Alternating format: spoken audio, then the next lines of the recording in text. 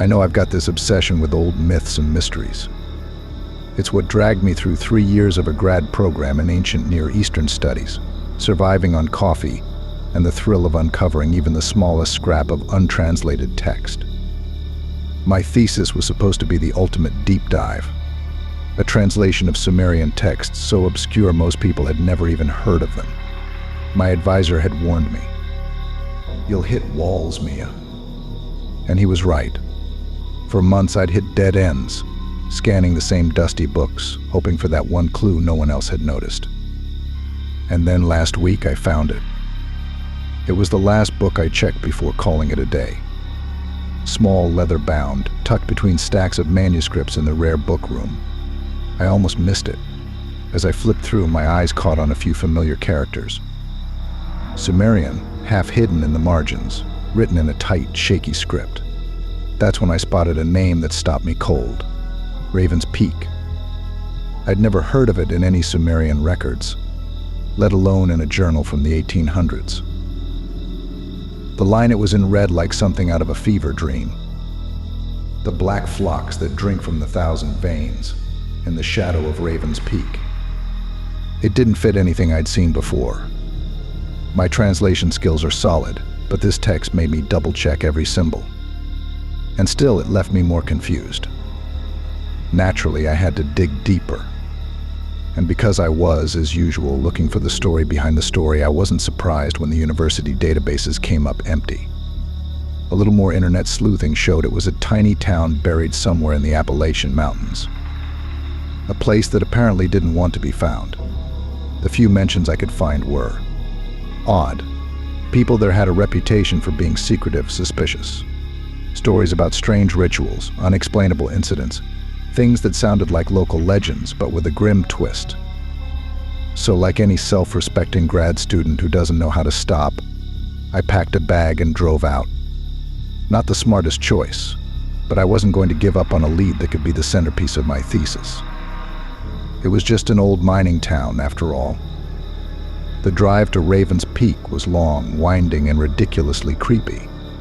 My GPS gave out halfway up a forested road, and by the time I reached the town, the sun was setting.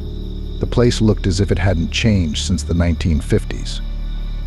A few worn-down buildings, faded signs, and streets that felt like they hadn't seen an outsider in years. I parked outside a sagging old inn that probably hadn't had a guest in months. The few people around barely gave me a glance, though their hunched shoulders and blank stares were enough to give me the creeps. Inside, the inn's lobby was thick with dust, and the guy behind the counter looked like he'd rather be anywhere else. I gave him my best "I'm friendly," I swear smile as I signed in. "Reservation for Thompson," I said, trying to sound cheerful. He barely looked up as he handed me a key. "End of the hall, last room.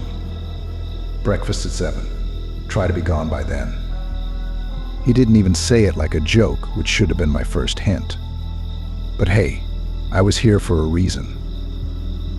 I leaned over the counter, lowering my voice just a little. "Actually, I'm here doing research. Ever heard of something called the Black Flocks or 1,000 Young? Maybe something about Sumerian mythology." I expected maybe a shrug, but instead he went pale. "Look," he said, his voice almost a whisper. "Folks around here don't like that kind of talk. Best you stick to your room and stay out of town business." It was strange enough to rattle me, and I'm not easily rattled, but I just gave him a nod, thanked him, and headed up to my room. I dealt with enough rumors and resistance in my fieldwork to know people love their secrets. If anything, this just made me want to dig harder. The room itself was everything you'd expect from an old mountain inn. The wallpaper was peeling, the bed had a sag to it, and the window overlooked an empty street that was just as quiet as when I'd arrived. Still, I set up my laptop and got right to work. I had copies of the journal pages with me, and I started mapping out what I'd translated so far, hoping that maybe a fresh perspective in a place like Raven's Peak might spark some insight. Hours passed, and I was getting nowhere. I scanned the lines of Sumerian text over and over, but the meaning stayed just out of reach. I was exhausted, but I couldn't shake the feeling that I was missing something right in front of me. Then, as I was trying to rephrase one of the stranger lines, I felt it. That prickling on the back of my neck, like someone was watching. I glanced at the window, expecting to see a shadow outside, but the street was empty. Don't be paranoid, I told myself. I went back to my notes, but the feeling didn't go away. It was like a dull hum in the background, something I couldn't ignore. It made no sense, but it was enough to make me shut down my laptop and crawl into bed. I'd put in a full day's work. Time to let my mind reset. I must have drifted off eventually, because the next thing I knew, I was jolted awake by a sound I couldn't quite place. It was low, almost a hum, pulsing in and out like waves hitting the shore. I lay there, barely breathing, straining to listen.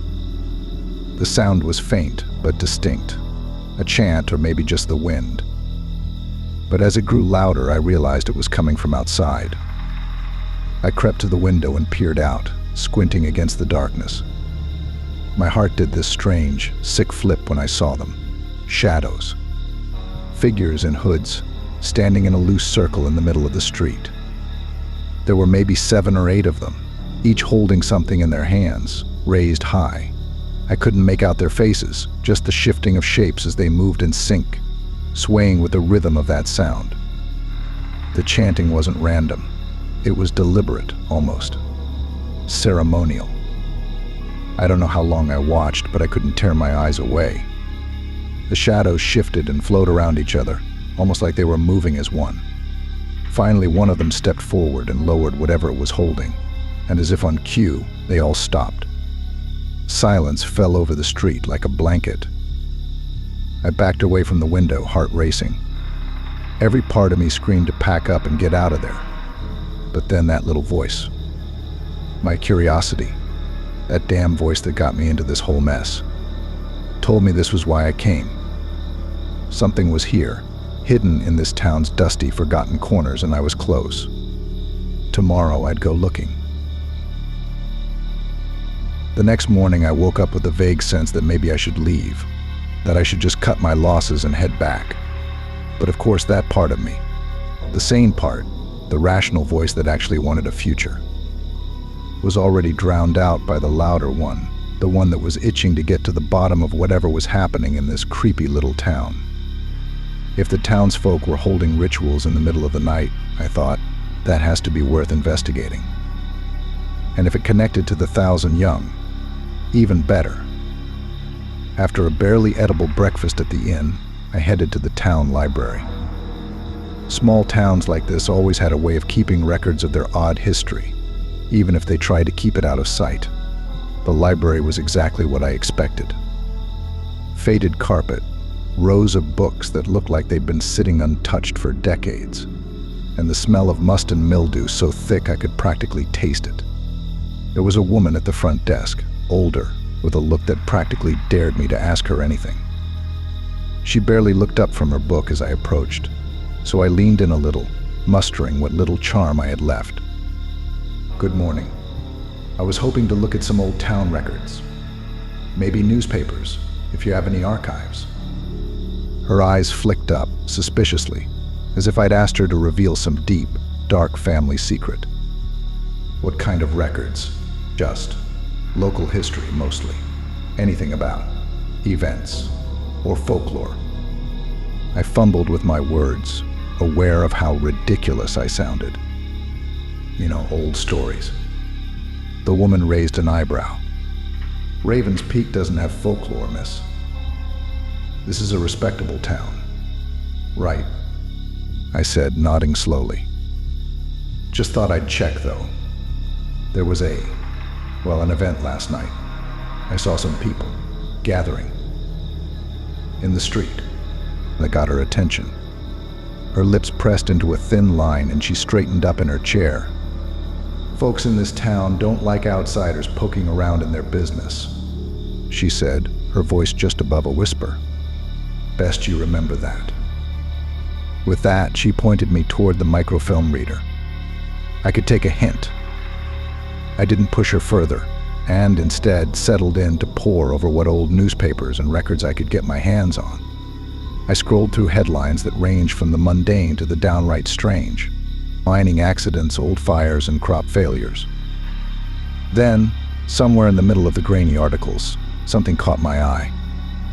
A report from 1936 about a woman who'd vanished while out in the woods. Her name was Margaret Keller, and she was last seen near something called the Grove. The name stuck with me, a strange itch I couldn't shake. The article mentioned rumors of unnatural births that had plagued the town for generations, whispered secrets and accursed bloodlines. It was all so vague, like the journalist hadn't dared to write what they really thought. But the more I read, the more it sounded like some local legend of people being born wrong, not just disfigured. There was something unnatural, the kind of thing that made my skin crawl just reading about it. Every other article that referenced the Grove was the same. Dancing around something but never saying what it was. And I'd bet good money that it was linked to whatever those people were doing last night. Feeling the weight of my curiosity outweigh the fear, I scribbled down the name of the spot and decided to look it up further. But as I turned back to the microfilm, something else stood out. A peculiar mention of the black flocks. The term wasn't a literal description of sheep or birds. It was always in reference to groups of people gathered for ceremonies, sacrifices even. And while none of the records came out and said it directly, the implication was there. It was almost as if the people here had been gathering in worship of something dark, something I was only just beginning to understand. Then I felt a tap on my shoulder, and I jumped. I'd been so wrapped up in my research that I hadn't noticed the woman from the front desk standing behind me, watching me with a look of thinly veiled disapproval. "You best be careful what you look for around here," she said softly. "Folks don't take kindly to prying eyes." And with that, she walked away, leaving me more rattled than I wanted to admit. But instead of scaring me off, her warning only made me more determined. What could possibly be so bad about these rituals that people were still hiding them nearly a century later? I spent the next few hours piecing together whatever scraps I could find, skimming article after article until my head started to ache. There was a consistent theme. Any mention of odd behavior, mysterious illnesses, or cursed births seemed to be tied back to gatherings at the Grove, always referred to obliquely, like a secret too dangerous to name. Finally, feeling like I'd exhausted the library's resources, I packed up my notes and left. Outside, the air was thick, and the mountains loomed in a way that felt almost oppressive. I started to walk back toward the inn, but something held me back. A whisper of curiosity, an itch I couldn't ignore. I'd seen enough weirdness for one day, but I had the name of the place, and I was close enough that it felt stupid to waste an opportunity. So I headed in the direction I'd read about, toward the Grove.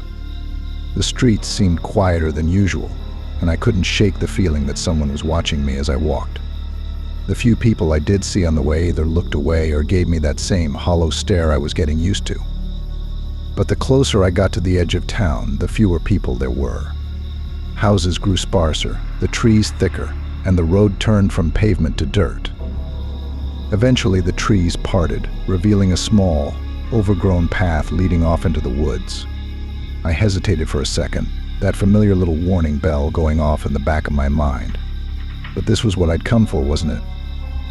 If there was any real connection between the cult-like gatherings and whatever dark mythology was tied to Raven's Peak, I'd find it here.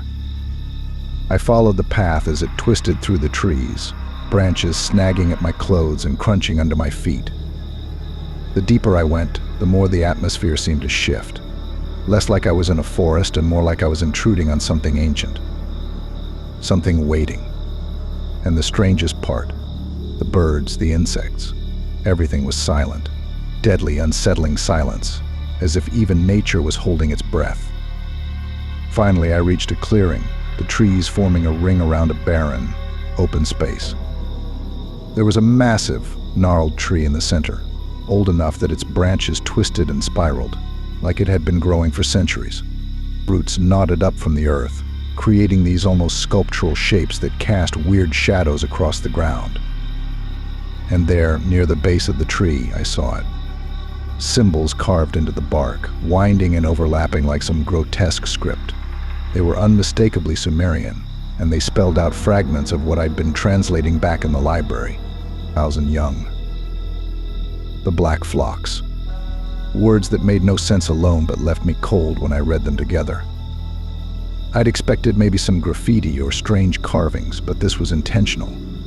Someone had done this, following patterns I'd only seen in ancient scrolls. Before I could process it all, I heard footsteps behind me. Turning, I found myself face to face with one of the people from last night's gathering. A man, tall, his face half hidden by the brim of a hat. He looked at me like I was something to be scraped off his shoe, eyes dark and unblinking. "You shouldn't be here," he said, his voice low and steady, more a warning than a threat. I swallowed, feeling a pang of regret for coming alone, but I kept my voice even. "I'm researching Sumerian culture and mythologies. I think the carvings on that tree are connected to. Doesn't matter what you think they're connected to." He cut in, stepping closer. "Some things don't need to be unearthed. Best you leave this town and go back to wherever you came from." A flash of irritation cut through my fear. "Look, I'm not here to cause trouble. I'm just looking for information. And last warning." He growled, his eyes narrowing. "Some of us want to protect what little peace we have left. Don't test it." And with that, he turned and walked back down the path, leaving me standing in the clearing, my heart pounding so loudly I could barely think. I should have left, I knew that. I should have taken his advice and gone straight back to the inn, packed my bags, and left this creepy town in my rearview mirror. But the carvings, they were too specific, too well hidden. Whatever was going on here, I was closer than ever. If you're as hooked on this story as I am, don't forget to hit that like button. It really helps more people find these stories and lets me know you want to see more horror, just like this. And if you're not subscribed yet, now's a great time to join. Who knows where the next tale will take us? Now back to the story. I should have been heading back to the inn by now, maybe rethinking my life choices. Instead, I stayed rooted to the spot, staring at those carvings on the tree like they'd unlock the answers if I just looked hard enough. The man's words lingered in my mind, but they didn't scare me off. They only made me angrier. Who were these people to tell me what I could or couldn't know? I hadn't come all this way to be intimidated into giving up. I snapped a few quick pictures of the carvings on my phone, trying to capture every angle, every detail. I was sure that each line and curve meant something, and I'd be able to piece it together when I got back to my research notes. That would come later, though, because there was still more to see here. I glanced around, making sure no one else was watching, and then I walked slowly around the tree, keeping my eyes peeled for anything out of place. There, on the far side of the clearing, a narrow path wound deeper into the trees. It was barely visible, more like a series of faint impressions in the underbrush than an actual trail. But it was there, leading away from the clearing and into even denser woods. I should have hesitated, should have thought twice about following a path that looked like it hadn't been used in ages, but I didn't.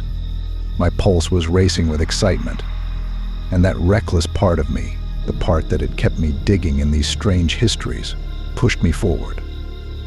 The deeper I went, the more the air felt strange, thick and heavy. The silence from earlier persisted, and it was unsettling enough to make me second-guess every crunch of my footsteps. Still, I pushed on, barely noticing how the light had dimmed until it was almost twilight beneath the trees. My heart started to thud louder, but it wasn't fear, exactly. It was a kind of exhilaration. I was closer than I'd ever been, and whatever was hidden here was something that no one else had dared to document. Finally, I saw it. A small, almost invisible clearing, no more than a few yards across. In the center stood a stone structure, worn down and covered in moss, but still unmistakably crafted by human hands. It was like a low altar, with symbols similar to the ones I'd seen on the tree carved around its base, though these were so faded I could barely make them out. I reached down and brushed away some of the moss, revealing a symbol I recognized from one of my old texts. It was connected to the Thousand Young myth, an image meant to represent life and sacrifice. As I ran my fingers over the carvings, I felt a strange warmth radiating from the stone, like it had been basking in sunlight all day. I knew it was impossible. It was cool and shaded here, but the stone seemed alive, humming with a kind of energy I couldn't explain. And as my mind raced, piecing together what I knew, a chill shot down my spine.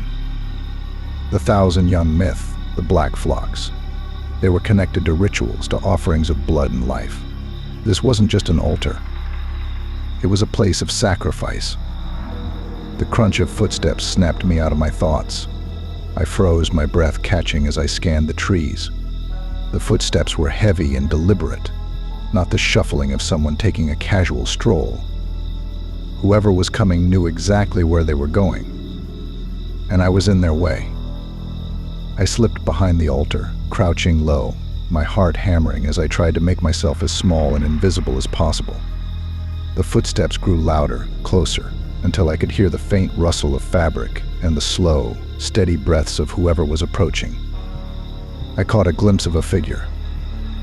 A man, older, with that same unsettling, blank look I'd seen on others around town. He walked up to the altar, barely glancing around, as if he had every right to be here, as if he was alone. I held my breath, not daring to move, as he placed something on the stone, something wrapped in cloth.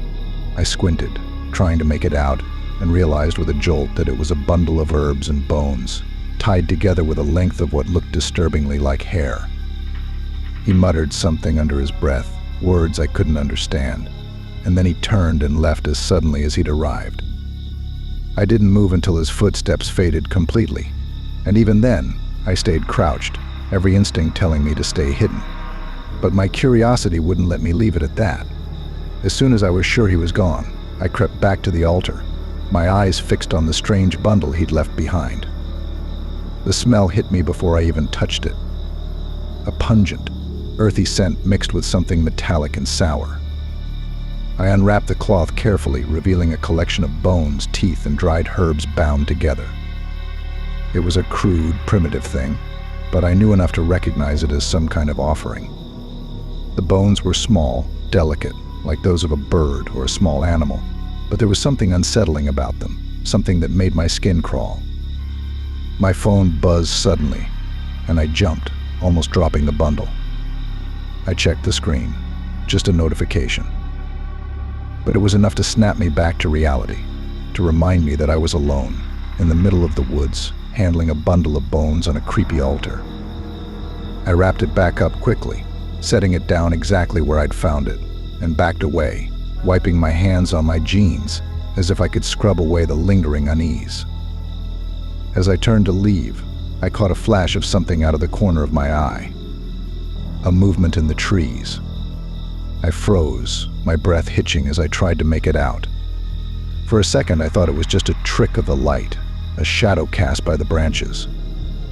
But then it moved again, a low, hunched shape slinking between the trees, moving closer. Panic flared in my chest, and I took a step back, trying to keep my breathing steady. The figure moved slowly, deliberately, and I caught a glimpse of something that shouldn't have been possible. Its skin was pale, stretched taut over a twisted skeletal frame, and its limbs were too long, bending at unnatural angles. I backed away, my heart pounding, but the thing moved closer, its eyes locked on me with a cold, predatory gaze. I turned and ran, my feet pounding against the ground as I sprinted back down the path, branches clawing at my clothes and skin. I didn't look back, didn't dare to, as I raced through the trees, my mind racing with a horrifying image of that thing, that creature, burned into my mind. I could still feel its gaze, heavy and unyielding, like it was following me even as I put distance between us. By the time I burst out of the woods and onto the road, my chest was heaving, and my legs felt like they were made of lead. I slowed to a walk, glancing over my shoulder to make sure I hadn't been followed, but the path was empty. Still, the memory of that thing lingered. filling me with a sickening dread I couldn't shake. I walked back to the inn in a daze, my mind a jumble of questions and half-formed theories. The people in this town, the altar, the creature, none of it made sense, but I knew one thing for sure. I was in over my head. I'd come here looking for answers, but I'd found something much darker, something that went beyond anything I could have imagined. Back in my room, I locked the door and pulled the curtains tight, as if that could somehow protect me. I pulled out my notes, staring at the scribbled fragments of information I'd pieced together, but it all seemed so small, so insignificant, compared to what I'd just seen. The words "thousand young" and the black flocks took on a new, sinister weight, and I found myself wondering if I'd made a mistake coming here. But then, as I sat there, the fear began to give way to something else. An undeniable urge to go back, to dig deeper, to see this through. Because despite the horror, despite the very real danger, I knew there was something in those woods, something ancient and powerful. And I wasn't ready to leave without understanding what it was. It wasn't rational, and it certainly wasn't safe, but I couldn't let it go. It was a bad idea, and I knew it. Every rational part of me screamed to leave, but the pull was stronger than fear. The questions, the strange events, and now that thing I'd seen. Every piece of it demanded an answer. And I wasn't going to walk away from this mystery, not with the truth within reach. Not when it had taken this much to get here. By the time I reached the entrance to the abandoned mine, it was nearly dark. The opening yawned before me like a mouth, black and wide, the air thick and stale. A rhythmic sound echoed faintly from somewhere deep inside, low and steady, like a heartbeat. I swallowed, my hand tight on my flashlight, and took a step forward. The beam of light bounced off the rock walls, casting long shadows that flickered and stretched as I moved. The inside was as cold and silent as a tomb. My footsteps echoed, each one amplifying the sense of isolation that settled in my bones. As I walked deeper, the sound became clearer, a slow, almost labored breath. It seemed to come from the walls, pulsing around me, and sync with my own heartbeat. The silence was unnerving, but what I saw etched into the rock was even worse. On either side of the passageway, carvings spiraled into intricate, horrific shapes. They depicted creatures twisted and monstrous, with too many eyes, too many mouths, limbs that didn't belong. They surrounded a massive, looming figure, barely more than an outline, but unmistakably alive with something malevolent. The detail was astonishing, like the artist had been guided by something more than imagination. Something real. I reached out to trace one of the lines, but the rock was warm, like it had its own pulse. I pulled my hand back, my skin tingling as if it had been burned. The rhythmic breathing grew louder as I went on, the air becoming damp and heavy. I felt like the walls were pressing closer, funneling me deeper into the mine. I tried to ignore it, clutching my notebook, but every nerve was screaming that I was walking into something I couldn't escape. It wasn't until my flashlight flickered that I started to panic. I hit the flashlight, trying to steady the beam, but it only grew dimmer, its light barely piercing the darkness. I considered turning back, but something told me it was too late. I could feel it, a presence all around me, something massive and unseen watching. I'd come too far, and whatever was here knew I was here too. Suddenly, my voice echoed in the silence. I froze, listening, but the words were wrong. They were fragments of phrases I'd studied, lines from the ancient texts, words I'd translated but never spoken aloud. They echoed back to me in my own voice, warped and distorted, as if someone, or something, was chanting them in unison. I took a step back, and then another, my pulse racing as I felt the urge to run. But as I turned, I saw them, the figures from the clearing. They stood in the shadows, barely human, with hollow, vacant eyes that glowed faintly in the darkness. They moved toward me, their steps slow and deliberate, their eyes locked onto me like they recognized me. My throat tightened as they began to chant, their voices low and rumbling, the same phrases from the texts. I could make out only one phrase with certainty. The 1,000 young.